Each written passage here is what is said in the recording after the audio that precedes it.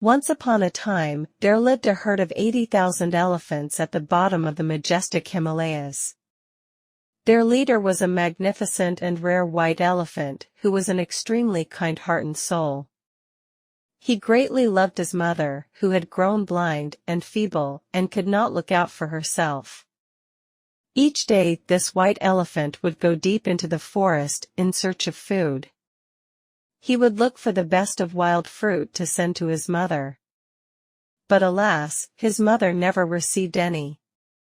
This was because his messengers would always eat them up themselves. Each night, when he returned home, he would be surprised to hear that his mother had been starving all day. He was absolutely disgusted with his herd. Then one day, he decided to leave them all behind and disappeared in the middle of the night along with his dear mother.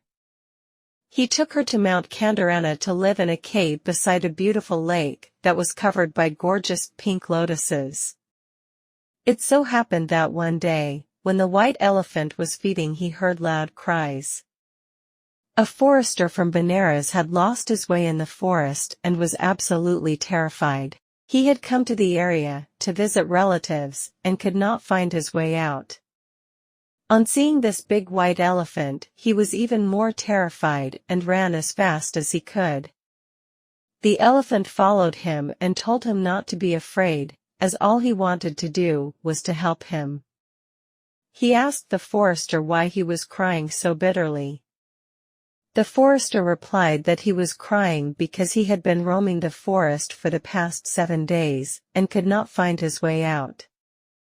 The elephant told him not to worry as he knew every inch of this forest and could take him to safety. He then lifted him onto his back and carried him to the edge of the forest, from where the forester went on his merry way back to Benares. On reaching the city, he heard that King Brahmadatta's personal elephant had just died and the king was looking for a new elephant. His heralds were roaming the city, announcing that any man who had seen or heard of an elephant fit for a king should come forward with the information. The forester was very excited and immediately went up to the king and told him about the white elephant that he had seen on Mount Kandarana. He told him that he had marked the way and would require the help of the elephant trainers in order to catch this fantastic elephant. The king was quite pleased with the information and immediately dispatched a number of soldiers and elephant trainers along with the forester. After traveling for many days, the group reached the lake, beside which the elephants resided. They slowly moved down to the edge of the lake and hid behind the bushes. The white elephant was collecting lotus shoots for his mother's meal and could sense the presence of humans. When he looked up, he spotted the forester and realized that it was he who had led the king's men to him. He was very upset at the ingratitude but decided that if he put up a struggle, many of the men would be killed. And he was just too kind to hurt anyone. So he decided to go along with them to Benares and then request the benevolent king to be set free. That night, when the white elephant did not return home, his mother was very worried. She had heard all the commotion outside and had guessed that the king's men had taken away her son. She was scared that the king would ride him into battle and her son would definitely be killed. She was also worried that there would be no one to look after her or even feed her, as she could not see. She just lay down and cried bitterly. Meanwhile, her son was led into the beautiful city of Benares, where he was given a grand reception. The whole city was decorated and his own stable was gaily painted and covered with garlands of fragrant flowers. The trainers laid out a feast for their new state elephant, who refused to touch a morsel. He did not respond to any kind of stimuli, be it the fragrant flowers or the beautiful and comfortable stable. He just sat there looking completely despondent. The worried trainers went straight to report the situation to their king, as they were scared that the elephant would just waste away without any food or water. The king was extremely concerned when he heard what they had to say and went to the stable himself.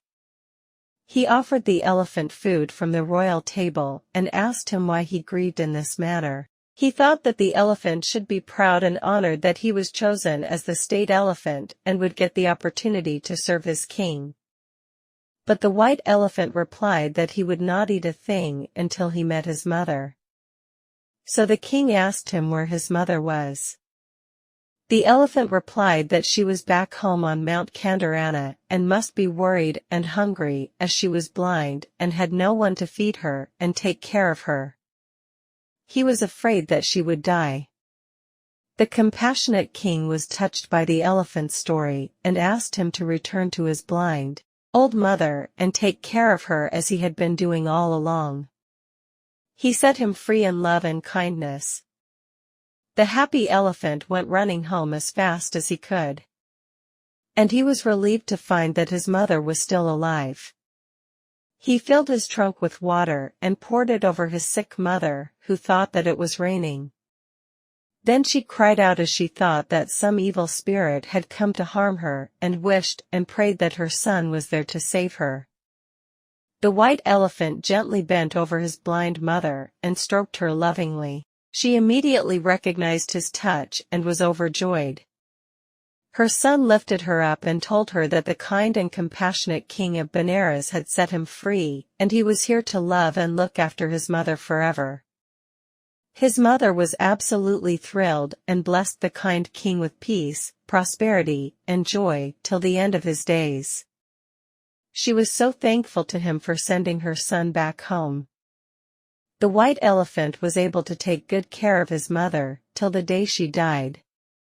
And when he died himself, the king erected a statue of him by the side of the lake and held an annual elephant festival there in memory of such a caring and noble soul. Moral: always give affection and care to our dear ones. Always respect others' feelings.